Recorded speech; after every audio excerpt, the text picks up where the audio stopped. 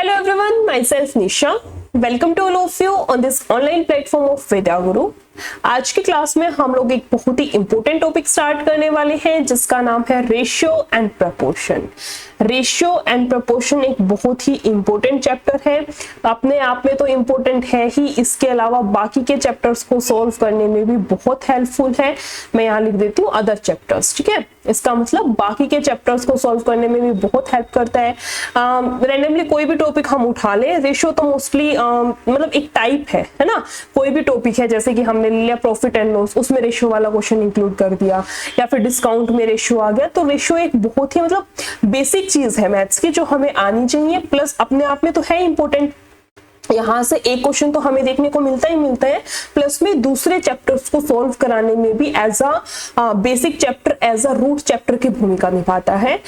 Start करते हैं हम आज के हमारे क्वेश्चंस को, जो कि बहुत ही सिलेक्टिव क्वेश्चंस हैं। एसएससी के अलग अलग एग्जाम्स में, अलग अलग शिफ्ट में, अलग अलग डेट्स में जो एग्जाम्स कंडक्ट हुए हैं उन सभी के रिपीटेड क्वेश्चंस हैं। सारे के सारे इंपॉर्टेंट क्वेश्चंस हैं, सिलेक्टिव क्वेश्चंस हैं। वीडियो में हम लोग देखेंगे कि उस टाइप के क्वेश्चंस को कैसे सॉल्व करना है। अगर हमें क्वेश्चन फ्रैक्शन में दे रखा है तो फ्रैक्शन को कैसे हटाना है। अगर क्वेश्चन इनकम एक्सपेंडिचर वाला है तो उसको कैसे सॉल्व करना है। क्रॉस मल्टीप्लाई में कौन से वाले क्वेश्चंस को सॉल्व करना है। डायरेक्ट रेशियो मेथड से कौन सी टाइप का क्वेश्चन सॉल्व कर सकते हैं। रेशियो मेथड से कौन से टाइप के क्वेश्चन है जिसको सॉल्व नहीं कर सकते। ऐसे बहुत सारी चीजें हैं, बहुत सारे क्वेश्चंस हैं, सबका हम सॉल्यूशन देंगे, सब चीजों का हम लोग यहाँ पर डिस्कशन करेंगे। स्टार्ट करते हैं हम लोग क्वेश्चंस को। उससे पहले एक बार वीडियो को लाइक, शेयर एंड चैनल को सब्सक्राइब कर दें। क्वेश्चंस की तरफ चलते हैं। सबसे पहले क्वेश्चन नंबर फर्स्ट पे इसने पूछा है the third proportional of this is. Third proportional तो भाई बहुत इंपॉर्टेंट है। थर्ड प्रोपोर्शनल बहुत इंपॉर्टेंट है, कुछ भी नहीं है, बेसिक सा फॉर्मूला है b² a, है ना। बेसिक सा हमारे पास में फॉर्मूला है b² a। हो गया क्वेश्चन सॉल्व। कैसे हो गया? b² क्या है, a क्या है। देखो, पहले जो भी टर्म हो उसको a मान लो, दूसरे जो भी टर्म हो उसको b मान लो और पुट कर दो। b कितना है 0.12, है ना। स्क्वायर आएगा तो यहाँ पर भी 12 और 2 जीरो यहाँ पर और 2 जीरो आएंगी यहाँ की, है ना। 0.12 है, 4 जीरो हो गई और नीचे आएगा a कितना है 0.024, है ना। पॉइंट हटेगा, 3 जीरो आएंगी ऊपर, 3 जीरो से 3 जीरो यहाँ पर कैंसिल, 12 से जाएगा 2 पे, 2 से कैंसिल होगा 6 पे, 6/10 को लिख सकते हैं 0.6। यानी कि हमारा जो राइट आंसर रहेगा वो कितना रहेगा 0.6। 0.60 0.6 एक ही बात होती है, कंफ्यूज मत होना। मैं थोड़ा सा इसको एक्सप्लेन कर देती हूँ। देखो 0.60 और 0 है, पॉइंट हटेगा, नीचे कितनी आएंगी 3 जीरो, है ना। 2 जीरो से 2 जीरो कैंसिल, 6/10 को लिखेंगे 0.6। इसका मतलब 0.6, 0.60, 0.600, 0.60000 इंफिनिटी तक लगा सकती हूँ। सब चीजें सेम है, हर एक चीज का मतलब सेम है, कोई भी अलग नहीं है। ये चीज सोच के मत कंफ्यूज होना कि मैम यहाँ पर तो 0.6 है एंड यहाँ पर 0.600 है, हमारा तो ऑप्शन मैच हो ही नहीं रहा, आंसर हमारा गलत आया है। ऐसा कुछ भी नहीं है, दोनों चीजों का सेम मतलब होता है। पॉइंट के बाद कितनी भी जीरो हो, चाहे 15 जीरो हो, 20 जीरो हो, कितनी भी जीरो हो, पॉइंट के बाद सारी की सारी जीरो नेग्लिजिबल होती है, जिसका कोई अर्थ, कोई मतलब नहीं निकलता। नेक्स्ट क्वेश्चन पर आते हैं। क्वेश्चन नंबर सेकंड, इसने बोला है हमें मीन प्रोपोर्शनल निकालना है। अभी तक हमने निकाला था थर्ड प्रोपोर्शनल, अब हम लोग बात करते हैं मीन प्रोपोर्शनल। फॉर्मूला क्या होता है मीन प्रोपोर्शनल का हमारे पास? Under the root A B. Ma'am A क्या है, बी क्या है? सिंपल सा तरीका है, पहले वाला जो भी डिजिट है वो ए है और जो दूसरे नंबर पर जो भी डिजिट दे रखी है वो हमारा बी है। पुट कर दो under the root A into B. A की वैल्यू कितनी है 0.3, पॉइंट हटेगा नीचे 2 जीरो और यहाँ पर कितना आएगा 0.27, पॉइंट हटेगा नीचे 2 जीरो, है ना। अब देखो 27 को क्या लिख सकते हैं 9 3 27, 9 इंटू 3, 3 और 3 एक 3 तो यहाँ से आएगा 139 का, यानी कि 9 और यहाँ पर कितना आएगा 2 जीरो। आंसर कितना आएगा 0.09। आंसर क्या रहेगा यहाँ पर हमारे पास में 0.09, that is our option number A, है ना। यहाँ पर देखो रूट से बाहर निकालते हैं जब भी, बहुत ही बेसिक सा फंडा है हमारे पास में। रूट से जब भी जीरो को बाहर लाएंगे तो जीरो की जो संख्या है, नंबर ऑफ जीरोस जो है वो हाफ हो जाएगा। हाफ का मतलब जैसे मान लो रूट के अंदर है 6 जीरो, 3 3 6 जीरो, अगर हमारे पास में ये वैल्यू है तो रूट से जब ये बाहर आएगी तो हाफ कर दो, 6 जीरो है, 6 का हाफ 3, रूट से बाहर आएगी तो हमारा आंसर कितना आ जाएगा 1000। रूट के अंदर 8 जीरो है तो बाहर आके हाफ यानी कि कितनी जीरो बच जाएंगे, 4 जीरो, आंसर आ जाएगा 10,000। तो ये बेसिक सा फंडा है हमारे पास में रूट के क्वेश्चंस को सॉल्व करने का, यानी कि रूट के अंदर जब जीरो हो तो उसको कैसे बाहर लाना है ये सब। यानी कि यहाँ से हमारे पास में राइट आंसर कितना बनेगा 0.09, that is our option number A. बहुत इंपॉर्टेंट है हमारे पास में, ये बेसिक 4 चीजें रहती है। फर्स्ट प्रोपोर्शनल पूछा जाता है, फर्स्ट प्रोपोर्शनल, इसके बाद सेकंड हमसे पूछा जाता है, सेकंड नहीं बोलते, इसको बोलते हैं मीन प्रोपोर्शनल, ध्यान रखना, इसको बोलते हैं मीन प्रोपोर्शनल। और फिर आता है हमारे पास में थर्ड प्रोपोर्शनल, फिर आता है हमारे पास में फोर्थ प्रोपोर्शनल। चारों के चारों बहुत ही इंपॉर्टेंट है, कुछ भी नहीं करना, सिर्फ हमें इनका फॉर्मूला लर्न करना है, जस्ट वैल्यूज को पुट करना है एंड देन हमारे पास सीधा का सीधा आंसर आएगा। और कुछ भी नहीं करना, बेसिक वो नहीं बोलते टोटली फॉर्मूला बेस्ड चीजें हैं वही है हमारे पास में। नेक्स्ट क्वेश्चन की तरफ चलते हैं, क्वेश्चन नंबर 3। इसने बोला है ए और बी की वर्तमान आय इतनी है, 12 वर्ष पूर्व उनकी आयु का अनुपात इतना था, इनकी वर्तमान यानी कि प्रेजेंट एज का सम कितना है, योगफल कितना है। देखो ए और बी की वर्तमान आयु कितनी है, मैं यहाँ लिख देती हूँ A/B, इनकी प्रेजेंट एज है 3/4, 12 साल पहले रेशियो था 2/3, ठीक है। अब देखो कितने का फर्क है, 1 का, यहाँ पर भी कितने का डिफरेंस है, 1 का, लेकिन क्वेश्चन के अकॉर्डिंग कितने का डिफरेंस है, 12 का, है ना। 12 का कैसे डिफरेंस रहा, देखो ये है प्रेजेंट और ये है 12 साल पहले की बात, तो प्रेजेंट और 12 इयर्स अगो का जब मैं डिफरेंस लूंगी तो कितने का आएगा, 12 का। इसका मतलब 1 यूनिट की जो वैल्यू है वो कितनी आएगी हमारे पास में, 12 आएगी। उसने बोला है ए और बी की वर्तमान आयु का योगफल कितना है, वर्तमान आयु का योगफल कितना है, यही थी ना प्रेजेंट वाली एज तो यही थी, 4 और 3 7, है ना। 1 यूनिट की वैल्यू 12 है तो 7 यूनिट की वैल्यू कितनी आएगी, 12 की 7 से करानी है, कितना आएगा 84, यानी कि यहाँ से हमारे पास आंसर कितना आएगा 84, that is our option number C. Right answer क्या रहेगा हमारे पास में यहाँ से, option number C of question number 3।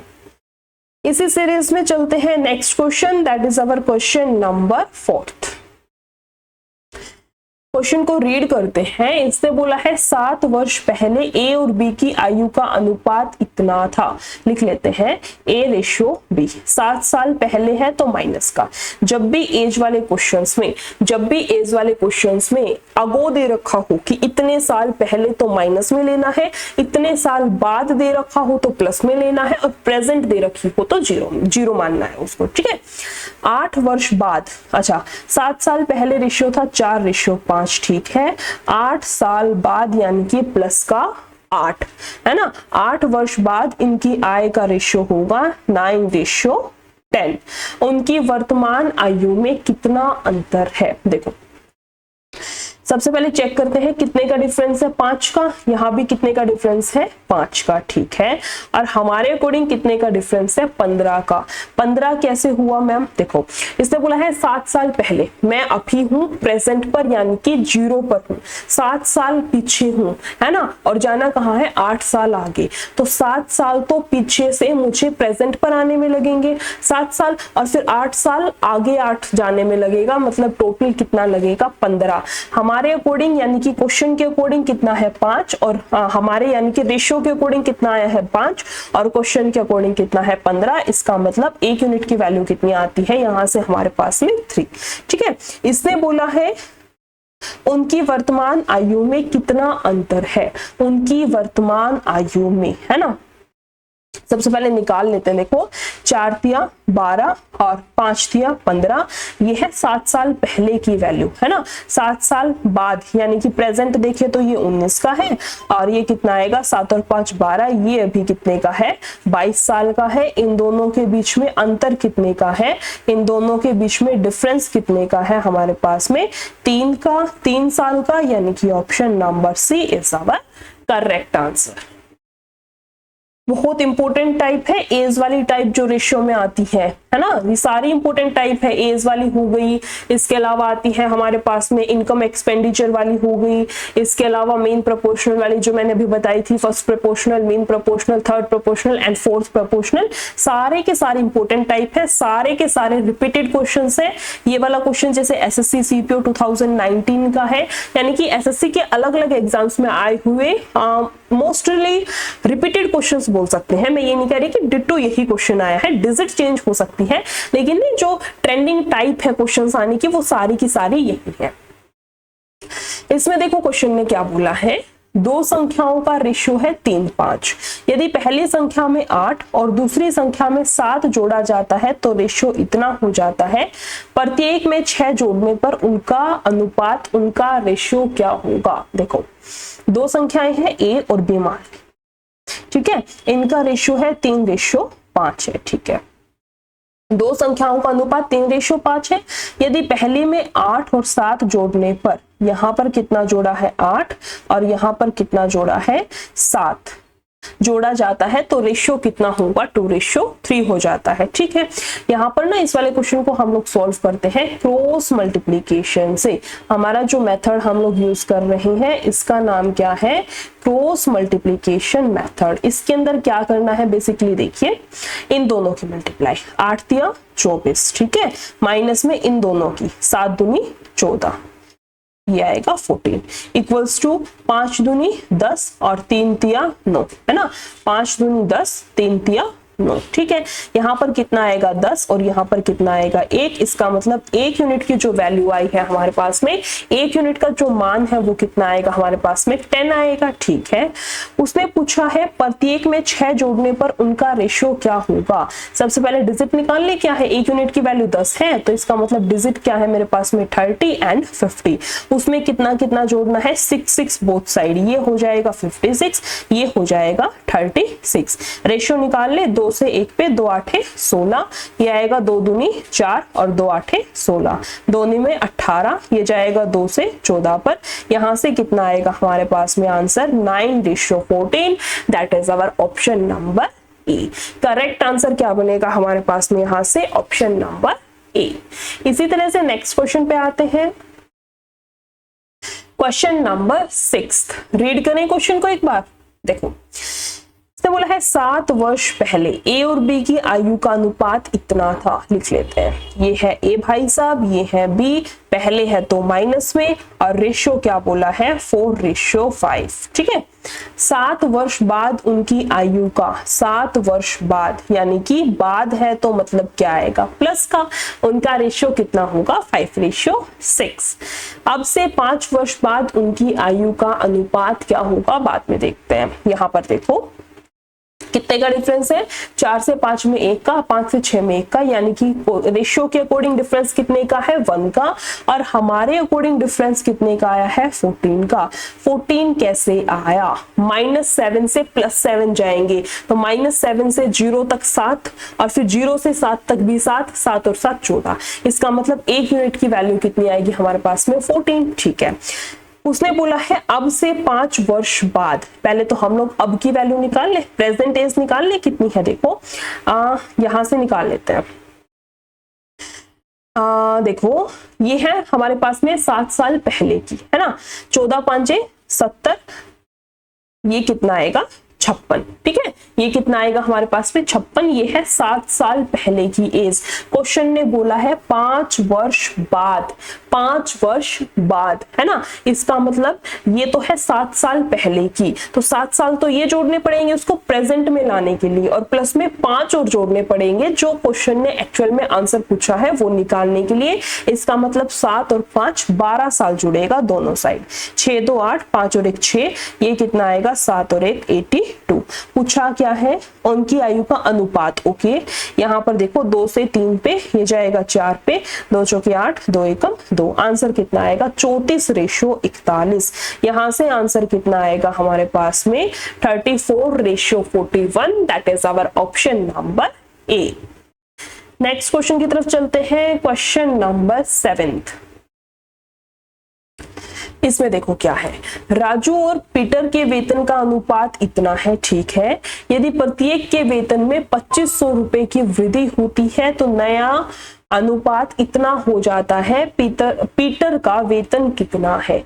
इस टाइप के क्वेश्चन को ना हम लोग 2 तरीके से सॉल्व कर सकते हैं। मैं दोनों तरीके बता देती हूँ, जो सही लगे, जो अच्छा लगे उससे इसको अटेम्प्ट करना, ठीक है। सबसे पहले बात करते हैं हम लोग क्रॉस मल्टीप्लीकेशन। आई थिंक इस वाले मेथड से एक क्वेश्चन हम लोग ऑलरेडी कर चुके हैं, सेम मेथड हम लोग यहाँ पर इसका यूज करेंगे, ठीक है। देखो ये हो गया राजू और ये हो गया पीटर, इनका है 3:5 है, ठीक है।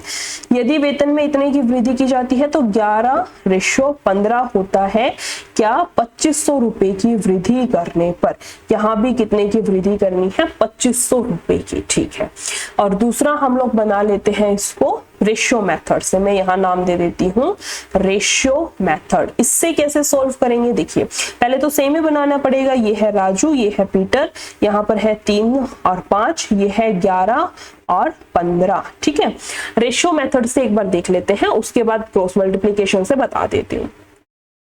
रेशियो मेथड में देखिए इसको कितने का गैप है, गैप किसका आप देख रहे हो मैम, मैं बताती हूँ। देखो इसमें 3 और 11 में कितने का गैप है हमारे पास में 8 का, लेकिन यहाँ पर कितने का है 10 का। दोनों साइड जो गैप है वो बराबर होना चाहिए। क्यों बराबर होना चाहिए, क्योंकि यदि प्रत्येक के वेतन में, मतलब दोनों साइड अगर 2500 रुपए की वृद्धि हुई है तो दोनों साइड का जो गैप है वो बराबर होना चाहिए, ठीक है।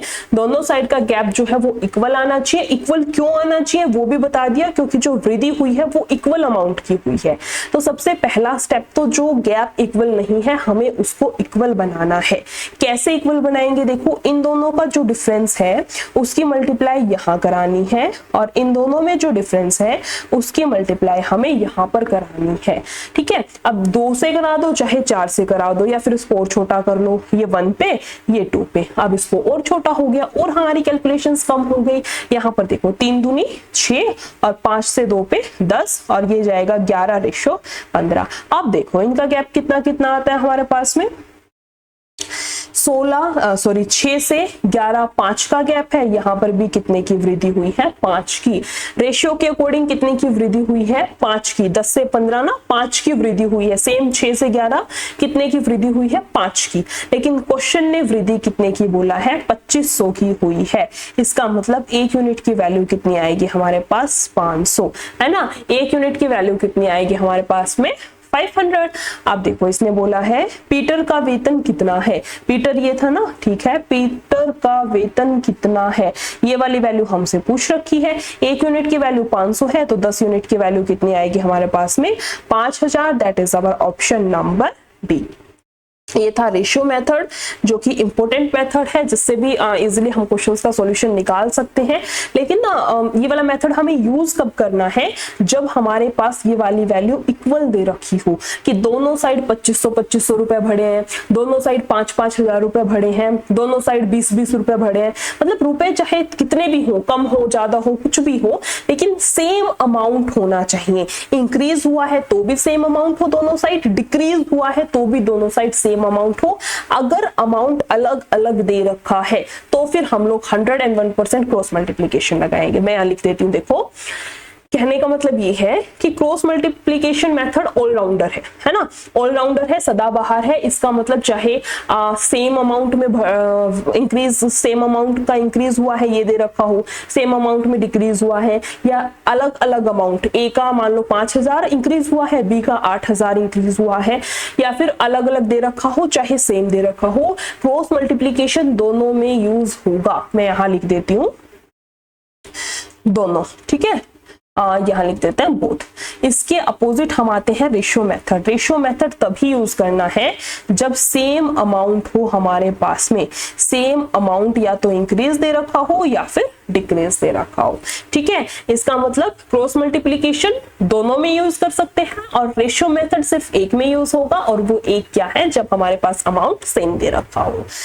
क्रॉस मल्टीप्लीकेशन से और देख लेते हैं, थोड़ा सा कैलकुलेटिव पड़ेगा लेकिन एक बार मोटा मोटा बता देती हूँ। देखो इनकी करेंगे, कितनी आएगी, 25 5 125, 12, 25 एकम 25, 27 और 10 37, है ना।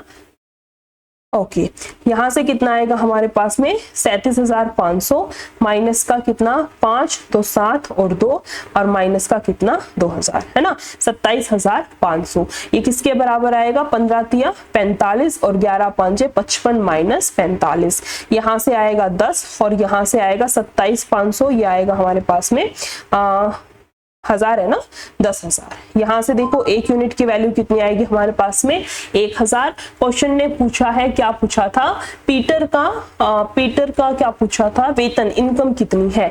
एक यूनिट की वैल्यू 1000 है तो 5 यूनिट की वैल्यू कितनी आ जाएगी हमारे पास में 5000। यहाँ से भी कर सकते हैं और रेशियो मेथड तो है ही हमारे पास में। दो मेथड्स हैं बेसिकली, दोनों बता दिया है, दोनों के यूज क्या है, कब कौन सा मेथड यूज कर सकते हैं, कब कौन सा मेथड अवॉइड करना है, पूरी की पूरी रामायण दोनों मेथड्स की बता दी है। जो मेथड ठीक लगे, जैसे क्वेश्चन सॉल्व करना है हम लोग कर सकते हैं।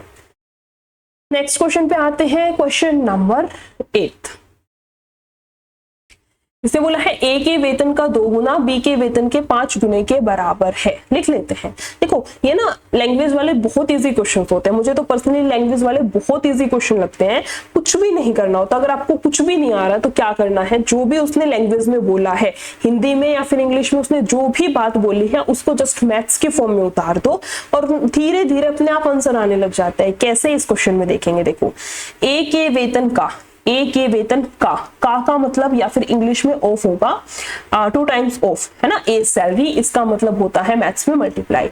ए के वेतन का 2 गुना यानी कि इसका 2 टाइम्स बी के वेतन के 5 गुना के बराबर है। ठीक है, और बी के वेतन का 4 गुना, बी के वेतन का 4 गुना सी के वेतन के दुगने के बराबर है। ठीक है, यहां से देखो ए एज इट इज, बी इसके नीचे आएगा, ठीक है, इक्वल्स टू 5 और ये 2 इधर जाएगा, ये वाली वैल्यू आ गई। यहाँ पर देखो क्या कैंसिल होता है, 2, इसको कैंसिल करना एक बारी के लिए ना रहने देते हैं, इसको यही रखते हैं हम लोग। ये है 4 और ये था हमारे पास में 2, 4, इसको मैं लिख देती हूँ 4 and this one is our 2। यहां से देखो कितना आएगा, b बाय में c, ये आएगा 2 बाय में 4, है ना। अब देखो मैम कैंसिल क्यों नहीं किया, इसी वजह से नहीं किया, a ratio b ratio c। ठीक है, a की वैल्यू है 5, b की है 2, यहाँ पर b की 2, c की 4, b की 2, c की 4, डायरेक्ट हो गया। अगर हम लोग ना काट देते तो क्या करना पड़ता, फिर वो वाला मेथड नहीं होता, जगह खाली है वहां पड़ोसी रख दो, उस वाले से फिर से करना पड़ता। बेसिकली करना इनडायरेक्टली हमें यही पड़ता कि इसकी हम गुनाई कराते उस वाले मेथड में भी। तो इतना सब अवॉइड करके हमने डायरेक्टली एबीसी की यहां से वैल्यू निकाल दी। अब क्या करना है, देखिए यदि सी का वेतन 1600 रुपए है, सी का वेतन कितना है 4, क्वेश्चन ने बोला है कितना है 1600, हमारे अकॉर्डिंग कितना है 4, इसका मतलब एक यूनिट की वैल्यू कितनी आएगी हमारे पास में 400। ए का वेतन कितना है, ए का वेतन कितना है, एक यूनिट की वैल्यू 400 है तो 5 यूनिट की वैल्यू कितनी आएगी यहाँ से हमारे पास में 2000 यानी कि option number A is our correct answer. Next question पे आते हैं, क्वेश्चन नंबर 9। इसके अंदर देखो क्या दिया है क्वेश्चन ने, 7 वर्ष पहले पति पत्नी और बच्चे की औसत आयु 42 वर्ष थी और 9 वर्ष पहले पत्नी और बच्चे की औसत आयु 36 वर्ष थी।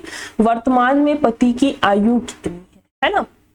इस वाले क्वेश्चन में हम एक छोटी सी गलती करते हैं और हर बार करते हैं, वो देखिए क्या करना है। क्या हमारे पास ना एवरेज का फॉर्मूला होता है, एवरेज निकालने का एक छोटा सा फॉर्मूला होता है, sum of all the given terms, sum of all the given terms या फिर sum of all the observations या sum of all the data, कुछ भी बोल सकते हैं, बाय में total number of terms, by में टोटल नंबर ऑफ टर्म्स। ठीक है, ये हमारे पास एवरेज निकालने का फॉर्मूला होता है, बिल्कुल होता है। ठीक है, यहां से अगर मैं बोलूं कि इस फॉर्मूले का यूज करते हुए मुझे एक नया फॉर्मूला निकालना है, किस चीज का फॉर्मूला निकालना है? सम ऑफ ऑल टर्म्स का। तो कैसे निकालेंगे? सम ऑफ ऑल टर्म्स का फॉर्मूला क्या बनेगा? यहां से हमारे पास में सम ऑफ ऑल टर्म्स का फॉर्मूला क्या बनेगा हमारे पास में? Average into total number, average into number, है ना। ये हमारे पास में फॉर्मूला बनेगा, किसका बनेगा? सम ऑफ ऑल टर्म्स का। इतनी बात समझ आई? यहां तक का तो बिल्कुल ठीक है, कोई गलती नहीं, कोई गड़बड़ नहीं, सब कुछ समझ आया। एवरेज का फॉर्मूला होता है sum of all terms by में टोटल नंबर ऑफ टर्म्स। यहां से हमने सम ऑफ ऑल टर्म्स का फॉर्मूला निकाल लिया, that is average into total number of terms. यहां तक का समझ आया तो हमारा क्वेश्चन भी सॉल्व हो गया। देखिए अब क्वेश्चन में क्या करना है, इसको इरेज कर देती हूँ। क्वेश्चन में क्या करना है देखो, ओके इसने बोला है 7 वर्ष पहले पति पत्नी और बच्चा 3 लोग हैं, है ना।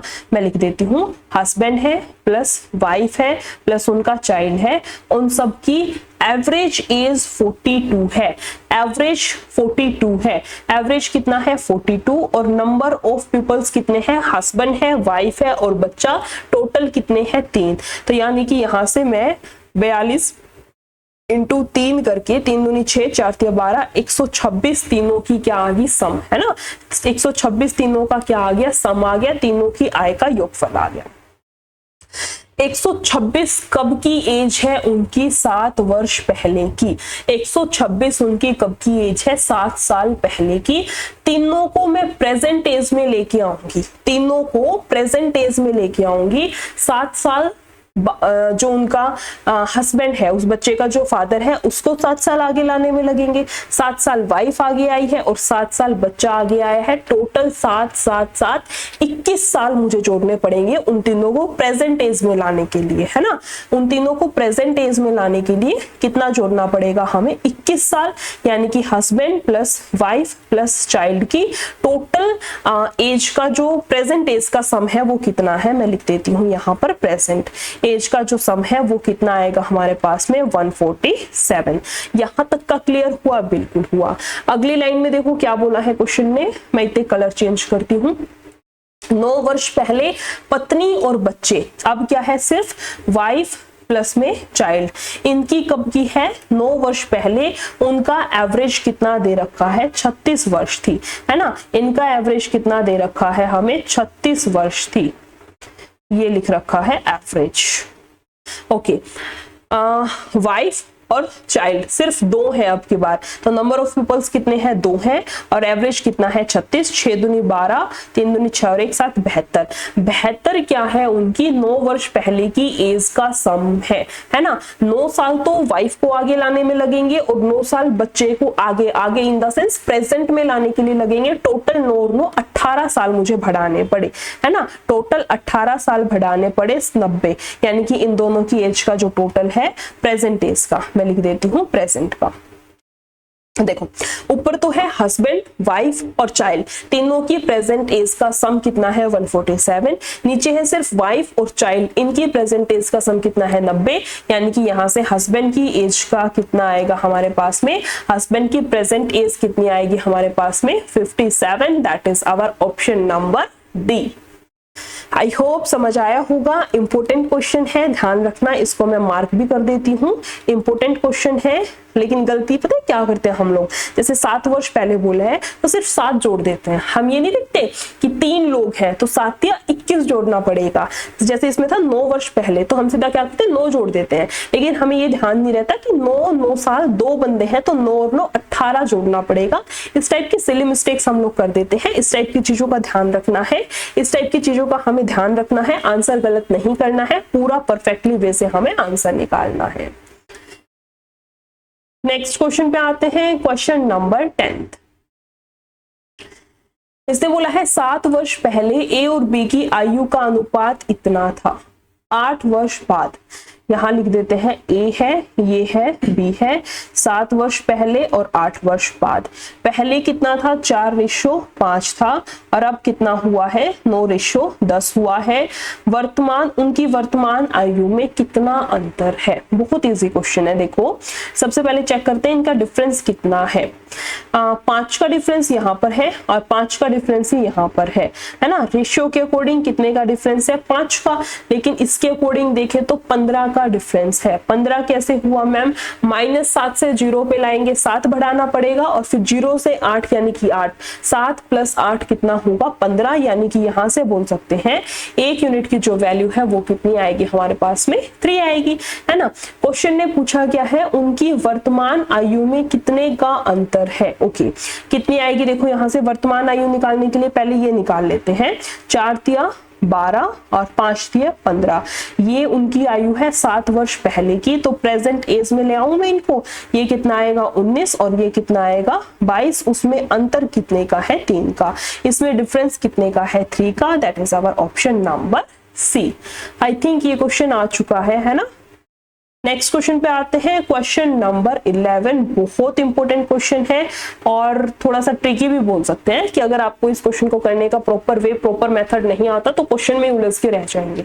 लेकिन हम इस क्वेश्चन को सीखेंगे कि कैसे करना है। देखो, किसी विद्यालय में विद्यार्थियों की कुल संख्या का इतना भाग लड़कियां हैं। इस टाइप का जब भी फ्रैक्शन हो तो नीचे वाली चीज को टोटल मान, हमने मान लिया टोटल जो स्टूडेंट्स हैं वो कितने हैं? 12 हैं। उस 12 का 5/12 भाग लड़कियां हैं। देखो 12 का 5/12 निकालेंगे तो ये तो कैंसिल, यानी कि गर्ल्स कितनी है? 5 है। गर्ल्स कितनी है? 5 है। तो फिर बॉयज कितने बचेंगे? 7। 7 और 5 तभी तो टोटल आएगा ना 12। ठीक है, शेष लड़के हैं। ठीक है, लड़कों की कुल संख्या में से 4/7 लड़कों की आयु, लड़कों की कुल संख्या में से इसका कितना लेना है? 4/7 यानी कि 4 यानी कि 3। देखो इसने बोला है लड़कों की कुल संख्या कितनी है? 7। इसका 4/7, 7 से 7 कैंसिल, यानी कि 4 लड़के ऐसे हैं। 4/7 लड़कों की आयु 14 वर्ष से कम है। मैं इसको लिख देती हूँ -14 ईयर्स। 14 वर्ष से कम आयु के कितने लड़के हैं हमारे पास में? इस क्लास में कितने बच्चे हैं? कितने लड़के हैं? 4 लड़के हैं। ठीक है, यहां तक का हो गया। और लड़कियों की कुल संख्या में से 2/5, लड़कियों की कुल संख्या का 2/5 यानी कि 2 लड़कियां, यानी कि 2, इसको थोड़ा प्रॉपर लिख देते हैं। इरेजर कहां से आएगा? देखो, यानी कि 2 लड़कियां, ठीक है, की आयु 14 वर्ष या उससे अधिक है। मैं लिख देती हूँ 14 और अबव, या तो 14 वर्ष है या उससे अधिक है। तो 5 टोटल लड़कियां हैं, 2 तो हैं लड़कियां जिनकी 14 या 14 से ज्यादा है, तो 3 लड़कियां बचगी। कौन सी? -14 ईयर्स वाली। ठीक है, 14 वर्ष या उससे अधिक है। यदि 14 वर्ष से कम आयु वाले विद्यार्थियों की कुल संख्या इतनी है, 14 वर्ष से कम आयु के विद्यार्थी, 14 वर्ष से कम यानी कि -14 वाले टोटल कितने स्टूडेंट्स, एक बार काउंट करें हम लोग। देखो इसको काउंट करते हैं कि टोटल कितने हैं हमारे पास में। -14 के 4 तो लड़के हैं, इसको मैं हाईलाइट कर देती हूँ, और -14 की 3 लड़कियां हैं। टोटल कितने हैं? 7। क्वेश्चन ने टोटल बोला है 1120, यानी कि 1 से जाएगा 7 एकम 7, 7 6 42 और 0। 1 यूनिट की वैल्यू कितनी है? 160। उसने बोला है तो विद्यालय में विद्यार्थियों की कुल संख्या कितनी है? टोटल हमें निकालना है। 1 यूनिट की वैल्यू कितनी है? 160। टोटल कितने माने हैं हमने? 12। टोटल स्टूडेंट्स कितने मान रखे हैं? 12। 1 यूनिट की वैल्यू 160 है, तो 12 की हम लोग निकाल देंगे। 12 छिके 72, 12 एकम 12 और ये कितना आएगा? 1920। टोटल जो स्टूडेंट्स हैं उस स्कूल के अंदर, उस स्कूल में जो टोटल विद्यार्थी हैं उनकी संख्या कितनी आएगी हमारे पास में? 1920। 1920 यानी कि हमारा जो ऑप्शन नंबर डी है वो बिल्कुल करेक्ट है। इंपॉर्टेंट क्वेश्चन था, ध्यान रखना, मार्क कर लेना अपना। नेक्स्ट क्वेश्चन पे आते हैं, क्वेश्चन नंबर 12। इसने बोला है 2 संख्याओं का अनुपात 3:5 है। यदि पहली संख्या में 8 और दूसरी में 7 जोड़ा जाता है तो इतना है, प्रत्येक में 6 जोड़ने पर उनका अनुपात हो जाएगा। आई थिंक ये क्वेश्चन हम कर चुके हैं। नेक्स्ट क्वेश्चन पर आते हैं। देखो क्वेश्चन नंबर 13। ओके, इसमें देखो क्या है। इसने बोला है इतने रुपए की राशि को ABC में इस प्रकार विभाजित किया गया है कि ए को बी से 500 रुपए अधिक मिले, ए बी सी 3 इंसान हैं, ए को बी से 500 अधिक मिले, तो ए को कितने मिले हैं x प्लस 500। अगर बी को x मिले हैं तो ए को कितना मिला है इससे 500 अधिक, तो ए का कितना आएगा x प्लस 500, ठीक है। और सी को ए से 300 रुपए अधिक मिले, इसको ए से 300 रुपए अधिक मिले यानी कि x प्लस 800, 500 तो है, 300 एक्स्ट्रा यानी कि कितना हो जाएगा 800। सी का हिस्सा बताना है, टोटल कितने रुपए मिले हैं 8200। हमारे अकॉर्डिंग टोटल कितने रुपए मिले हैं, देखो 3x तो ये हो गया, 3x तो ये हो गया, 8 और 3 सॉरी 8 और 5 है ना, कितना आएगा यहाँ से हमारे पास में 1300 है ना, 100 में है, ठीक है। यहाँ से कितना आएगा 1300, ठीक है। 3x की वैल्यू कितनी आएगी, देखो यहाँ से हमारे पास में 12 में से 3 गया 9 और यहाँ से कितना आएगा 6900। x की वैल्यू कितनी आएगी, 3 दूनी 6, 3 तिया 9, 0 0। x की वैल्यू कितनी है हमारे पास में 2300। लेकिन क्वेश्चन ने x की वैल्यू नहीं पूछी, क्वेश्चन ने क्या पूछा है c का हिस्सा कितना है। c की वैल्यू कितनी है हमारे पास में x प्लस 800, x प्लस में 800 है ना। यहाँ से आंसर कितना आएगा हमारे पास में 3100 यानी कि option number D is our correct answer, that is our 3100। Option number D is our correct option. Next question पर चलते हैं जो कि है नहीं, इसका मतलब इतने ही क्वेश्चंस हैं। आज की हमारी क्लास में हमने रेशियो एंड प्रपोर्शन के कुछ इंपॉर्टेंट कुछ सिलेक्टेड क्वेश्चंस थे, उनको हमने कंप्लीट किया है। वेरियस टाइप से इस टाइप के क्वेश्चंस को हम कैसे सॉल्व कर सकते हैं, कैसे हम इन क्वेश्चंस का इजीएस्ट वे में सॉल्यूशन निकाल सकते हैं, इस टाइप की बहुत सारी चीजों को हमने डिस्कस किया है। शॉर्ट वेज क्या है, शॉर्ट ट्रिक्स क्या है, सब चीजों को हमने एनालाइज किया है। आई होप आप लोगों को समझ आया होगा। अगर आप लोगों को वीडियो पसंद आई हो तो लाइक शेयर एंड चैनल को सब्सक्राइब कर दें। Thank you.